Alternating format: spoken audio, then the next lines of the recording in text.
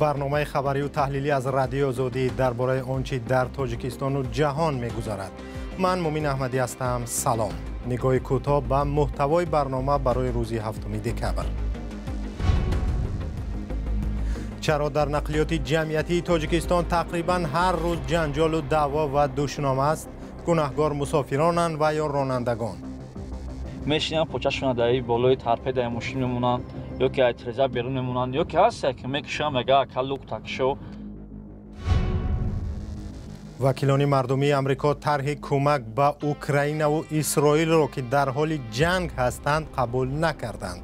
کاخ سفید پافشاری دارد. در تاجیکستان قیمت انگشت یک سوزشواری مهمی مردم در زمستان بالا رفت. مردم چی میگویند؟ ولی نمیشه قرض میکنی چی کنی مگرم بگیری برای که خونه در کودک مایده. پیوندان گروهی از جوانانی که در تاجیکستان با گناه تبلیغ پورنوگرافی از 5 تا 8 سال زندانی شدند برای بازبینی حکم از حقوقدانها مدد خواستند. یک وکیل مدافع روزی 6 دکبر بر رادیو آزادی گفت زندانیان 27 نفر و از 9 منطقه جمهوری هستند. آنها را بهار و تابستان امسال بازداشت کرده و ماه یونی امسال جزا دادند. وکیل دفاعی که رادیو آزادی هم صحبت شد به دلایل اخلاقی نام والدان و زیرحمایگانش را فاش نکرد. او گفت این افراد در یک گروه خصوصی و بسته اینترنتی به یکدیگر عکس و ویدیوهای بدن عریان و یا اعضای تناسلشان را فرستاده عملهای همجنسگرایانه انجام میدادند. والدان محکوم شده ها فرزندانشان را بیگناه می‌دانند و می‌خواهند حکمشان بازبینی شود. در گذشته بعضی از همجنسگرایان را در تاجیکستان اساساً با گناه پنهان کردن بیماری‌های سیرویتی دستگیر کرده بودند، ولی بازداشت گروهی آنها کم سابقه میباشد. رهبران بخش نقلیات شهرداری دوشنبه میگویند بر پایه شکایت مسافران در یک هفته اخیر 2 راننده را جزا دادند. یک راننده تاکسی را برای دشنام دادن مسافر از کار راندند، دیگری را برای خودسرانه تغییر دادن خط سیر جریمه بستند. نقلیات جمعیتی دوشنبه پیوسته شاهد دعوا و کشمکش رانندگان و مسافران می شود. چرا؟ ملا رجب یوسفی و امیر ایسوف این موضوع را به بررسی گرفتند. این حادثه 27 نوامبر در نزد بازار مهرگان رخ داد. مسافر گفت راننده نخواست او را با خلطه‌هایش به ماشین سوار کند. راننده از شرکت رخش شخصی رانده شد. علاوه بر این پلیس دوشنبه او را برای دغل گفتاری 680 سامانی جریمه کرد. نظر ظریف محمد نورف معلوم نیست. دقیق نیست که مسافر به او چه گفت و چرا او چنین تند پاسخ داد. در شرکت رخش تاکسی نه مسئله را شرح دادند و نه رقم تلفن راننده را تا با او صحبت کنیم. گفتی؟ این یک نمونه دیگری بحث و دعوا میان مسافران و رانندگان نقلیات جمعیتی دوشنبه است. اداره دوشنبه نقلیات خدمات رسان نهادی نظارت کننده در بخش نقلیات جمعیتی پایتخت تقریبا هر هفته از مجازات رانندگان تاکسی یا اتوبوس ها خبر می‌دهد. چنین 10 سامان میروه چنین 100 سامان قیمت می‌ده. عظمت رحمانوف 3 سال است که تاکسی میراند و با مسافران گوناگون روبرو می شود. میگوید نباید عیب را فقط در رانندگان جست. مسافرای هست که میشینن پوچه‌شون در بالای ترپه در ماشین میمونن یا که اترزا بیرون میمونن یا که هست که میکشن مگه کلوک تکشو باید نمود گپ میزنه که میگوید که تا قرضوری. این راننده پیشنهاد دارد که در همه نقلیات های جمعیتی باید کامera یا ویدیو رگیستراتور گذاشته شود، چون به گفته او بعضی مسافران فقط دشنام های راننده را ثبت و او را گناهکار میکنند. اما مسافران نظر دیگر دارند. تیمیه ساکن دوشنبه میگوید بارهاست با رانندگان بحث و دعوا داشت. تاکسیان سوار میشمیره نرخ زیاد میگن، چه قطعی کار نمیکنن. هم نصیبه دقیقت میکنن، ما هم عطوه دوده هم میتونیم رنگی باید. منم چند بار جمع شدگی هستم. برای چی؟ برای که بسیار آدم بار میکنن به همدیگر روی هم برای هوای. در دوشنبه صدها اتوبوس و تاکسی به مردم خدمت میرسانند. تنها تاکسی ها قریب 6000 عدد هستند. رسلان سرباززاده سالهاست در بخش نقلیات جمعیتی دوشنبه کار میکند و بارها شاهد بحث و دعوای رانندگان و مسافران شده است. میگوید بسیاری بحث‌ها بر سر چیزهای کوچک مثل خوراک نخوردن در ماشین، به این طرف راه نگذاشتن یا در را سخت پوشیدن سر میزند. این مصاحبه ما راه حل را چنین می‌بیند. اولین درجه هر یک انسان اگر حرمت خود را داند، عصبی نشدن، چی راننده چی مزاج، این باید هر یک انسان از خودش سر کند. هم مزاج و هم راننده فرد جامعه هستند. آنها همه از یک زمین هستند. یکم کس انسان غیر عادی نیست. مسافران آرزو دارند طلبات از رانندگان و پلچین‌ها در نقلیات‌های جمعیتی دوشنبه سخت‌تر شود و شخصانی تصادفی به این بخش راه نیابند. مولا رجب یوسفی امیر اسایف، آزادی دوشنبه. وکیلان مردمی امریکا طرح حکومت برای اختصاص کمک مالی به اوکراین و اسرائیل را قبول نکردند. آنها میگویند که اول باید به امنیت داخلی امریکا بخصوص محافظت مرزها و راه ندادن به مهاجران غیرقانونی اهمیت بدهند، سپس به مشکلات خارجی. همکارم کیومرث سیاتا گزارش خبرگزاری رویترز را تقدیم می‌کند. سنات یا پالاتای بالایی مجلس امریکا طرح قانون را درباره میلیاردها دلار یاری به اوکراین و اسرائیل نپذیرفت. نمایندگان حزب جمهوری‌خواه در سنات برعکس برای نظارت جدی مهاجرت به امریکا پول بیشتر خواستند. رهبر جمهوری‌خواهان در سنات با اشاره به افزایش مهاجرت غیرقانونی از سرحد مکزیک گفت که جلسه باید با نظرداشت منفعت‌های ملی امریکا آغاز شود. در این طرح برای امنیت مرزهای امریکا 20 میلیارد دلار، برای کمک نظامی و بشردوستانه به اوکراین 60 میلیارد دلار و به اسرائیل 14 میلیارد دلار پیش بینی شده است. به این طرح 51% از اعضای سنات مخالف برآمدند.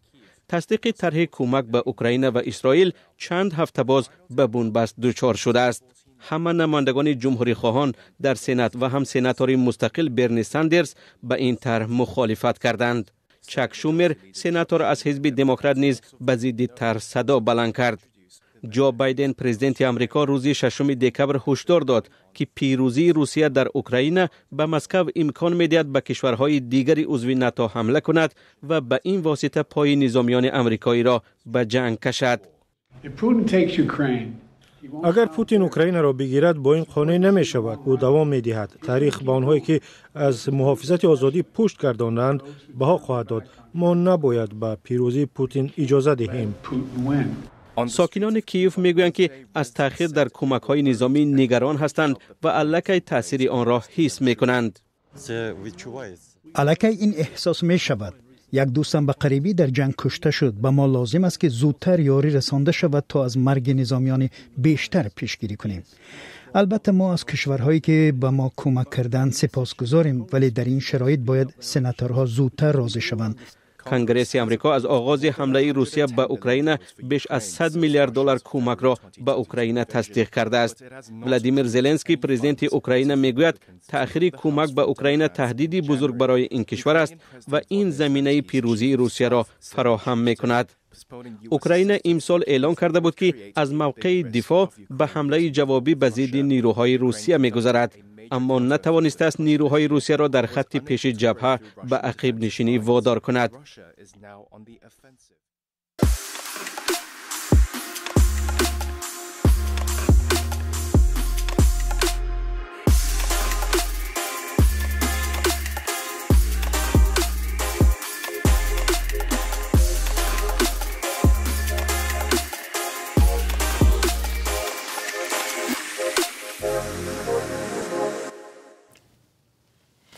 حکومت تاجیکستان با قبول یک برنامه نو قصد دارد صدها نفر زن و کودکی را که از سوریه آورده است به زندگی عادی برگرداند. گروهی از شهروندان کشور را که شاهد جنگ و خونریزی و یا مغزشویی و افراطی شدند. برنامه مخصوص چند پیش تصویب شد و همکارم میرزانبی خالقزاد که موضوع را پیگیری کرد در استودیو با ماست. میرزانبی سلام. خب جزئیات برنامه چی است؟ درود مومین، سلام به بینندگان گرامی. این حجت رسما برنامه برقرارسازی به حیات مقرری مطابق نمودن و به جای کار و تحصیل تامین نمودن زنان و کودکان از منطقه‌های عملیات‌های جنگی برگردانیده شده برای سالهای 2023-2027 نام دارد. عملکردهای دولت را در این بابت فرا می‌گیرد. برنامه آخر ماه سپتامبر قبول شد و چندی پیش نسخه آن به دست ما هم رسید. و مهمترین نکته آن اصلاح کردن یا صحیح‌ترش از بین بردن عقاید افراطی برخی از زنان و کودکان است، ولی همچنین یاری‌های طبی و روانی و کمک برای یافتن کسب و کار را هم در بر می‌گیرد. زبان و بیان برنامه نشان می‌دهد که حکومت باور ندارد به نظارت و تربیت درازمدت تغییر دادن نظری یک قسم این زنان و نورسان ممکن خواهد بود. بر اساس این سند دولتی قبل از دادن کودکان به نزدیکانشان سالمی عائله و سطح خرافات پرستی آنها باید سنجیده شود. کودکانی که در تاجیکستان خویشاوند ندارند در مکتب‌های مخصوص جای داده شدند و آنها باید درباره وابسته به این برنامه همچنین آمده است مقامات مسئول باید بکوشند تا از تبعیض به زنان و کودکان برگشته در جایهای استقامت و مؤسسه‌های تعلیمی پیشگیری شود. میرزا نبی، اجرای این برنامه در عمل چگونه پیش بینی می شود؟ بر پای این سند کارمندان خدمات امنیتی، روانشناسان، روحانیان و مشاوران از خدمات اجتماعی با زنان و کودکان از سوریه و عراق بازگشته کار میکنند. بنابر نقشه هر روزه به این گروه زنان و کودکان درس خویشتن شناسی، موسیقی، ادبیات بدیعی و زبان دولتی میآموزند و به آنها یاری روانی میرسانند. نمایندگان دادستانی، کمیته های دین، جوانان، کار با زنان و عائله، دانشکده اسلامی و با این گروه کودکان و زنان کار میکنند. تا پایان برنامه بازگشتشان در مؤسسه های دولتی عمدتاً آسایشگاه‌ها نگاه داشته میشوند، یعنی عملاً آزاد نیستند. و سوالی آخرین تا مسئله برای بینندگان عزیز پورا روشن شود، میرزا نبی بیان داریم که سخن از چی تعداد زنان و کودکان می رود؟ ببینید تا حالا یعنی از سال 2019 تا امروز 334 زن، نورس و کودکان از منطقه‌های جنگ زده سوریه و عراق به تاجیکستان برگردانیده شدند. این هم گفته می شود که اکثریت آنها به واسطه در جنگ‌ها شرکت نکرده همراه با شوهر و پدرشان که به گروه وحشت افکن دولت اسلامی پیوستند به سوریه و عراق رفته بودند و هنوز هم شمار از آنها در اردوگاه‌های سوریه و زندان‌های عراق نگهداری می‌شوند.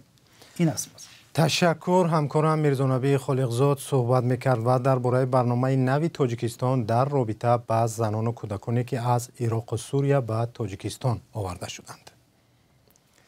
نرخ انگشت یک نوع سوزشواری که در تاجیکستان بسیار استفاده میکنند بالا رفته است. اکثر ساکنان برای گرم کردن خانه‌هایشان در زمستان انگشت میخرند چون نیروی برق نه همیشه درست تامین می شود. سبب چیست که قیمت انگشت حالا بالا رفته است؟ گزارش علیشیر ظریفی و براد یوسفی در همین باره است.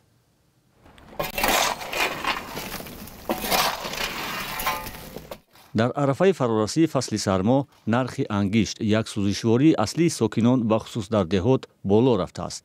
تاجران میگویند اما این بالاروی باعث کاهش مشتریانشان نشده است. ما انگشت فونیقنو عینی 650 بود. اصول سال 750 میخریم، اینجا میایم 1200 میفروشیم. 1350 1200 میفروشیم. یک تونشه. یکی از سبب‌های بالاروی انگشت را جمشید قربانوف و بالاروی نرخ مواد سوخت از جمله سالیارکا ربط داد. همچنین به گفته او خراجات در انتقال انگشت نیز بالا رفته است و نرخ آن به تاثیر نمانده است. خریداران میگویند هرچند نرخ انگشت بالا رفته است اما علاج جز خریدن آن را ندارند. ولی نمیشه قرض میکنی چیکار کنی مگرم بگیری برای که خونه در کودک مایده وای آزی هم 2 تن 3 تن خیلی میگیریم خیلی واسه با زمستون سو کالته باشه کم میروه. وزارت صنعت و تکنولوژی‌های نوین تاجیکستان برای شرح موضوع نامه رسمی طلب نمود. طبق اطلاع رسمی در 9 ماه سال جاری تنها در ولایت سوخت کمی بیشتر از 1,100,000 تن انگشت استحصال شده است. در سال گذشته استخراج انگشت از سوی 14 کارخانه در 11 کان نزدیک 2,400,000 تن را تشکیل داده است. همچنین به تاجیکستان از قرقیزستان طریق ازبکستان مقدار کمی انگشت وارد می شود که اساساً در تهیه هر گونه کباب ها استفاده شده. نرخش نسبت به انگشت داخلی قریب 3 برابر گران است. سپاس که تا این لحظه ما را همراهی کردید. با خبرهای نو و تازه در وبسایت azadi.org و صفحه های رادیو آزادی در توییتر و تلگرام، فیسبوک، اینستاگرام، تیک تاک، یوتیوب و ادنا کلاسنیکی آشنا شوید. همکاران ما خبرهای جهان و تاجیکستان را پیوسته پیگیری و دوام روز نشر میکنند. شما هم با ما خبر فرستید. خدا نگهدار شما.